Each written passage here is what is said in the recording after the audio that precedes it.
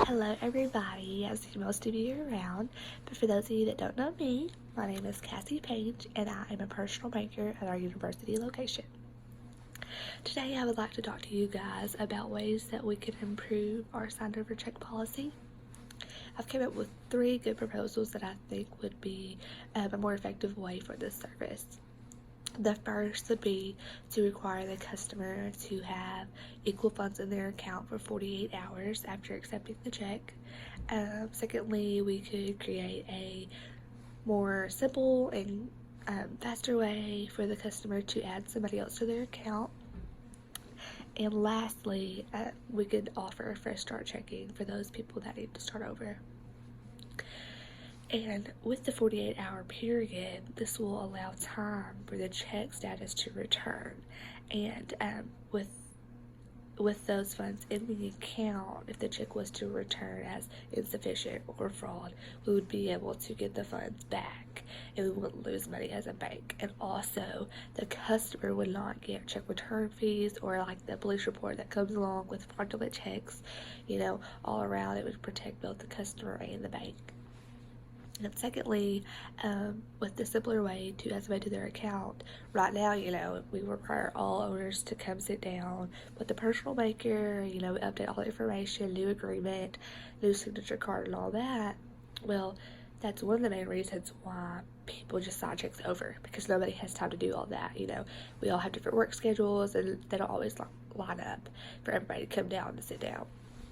So I suggest that we create like a form that has all the new terms and conditions when adding somebody to the account, has one owner to sign to approve it, and then have the new addition, the new owner, to sign underneath them, and then that would kind of replace the existing agreement just quickly as that. And then third, we should offer a fresh start checking for those people that have maybe had some, bad run-ins with fraud and forgery, or maybe just charged off accounts, not paying any balances off, late payments, things like that. People have hard times, and sometimes you just can't catch up. And with this, it will save the embarrassment and frustration of getting declined for the account, and it will help us help the community start over and help those in it that need help financially start over without being just turned down. No, because nowadays most jobs require direct deposit and things like that. You have to have a bank account to do that. So this will be a way for us to help our community. And with these new proposals implemented, it will help our bank in several ways. I think the most major one would be fraud and loss. Allowing those funds to be there would kind of save our bank and the customer whenever a check was to return. The funds would still be in the account, so we could just cancel out the check and take the funds back, since we've already basically cashed the check for that customer. So those funds would be there.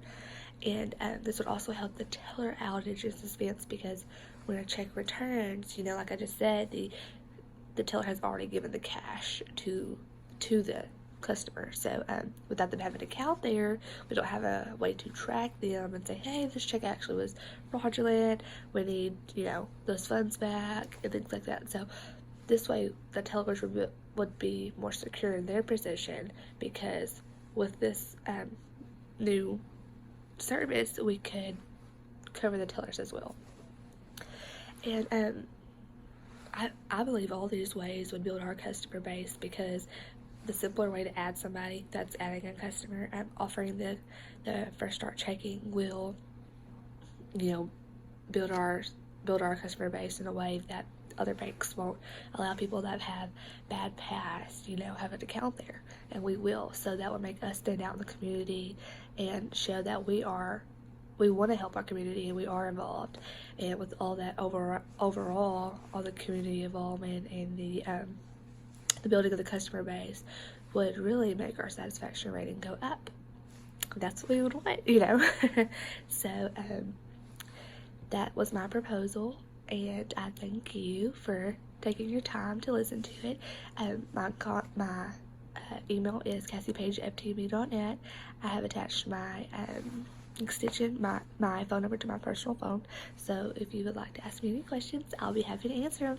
Thanks for your time. Bye-bye.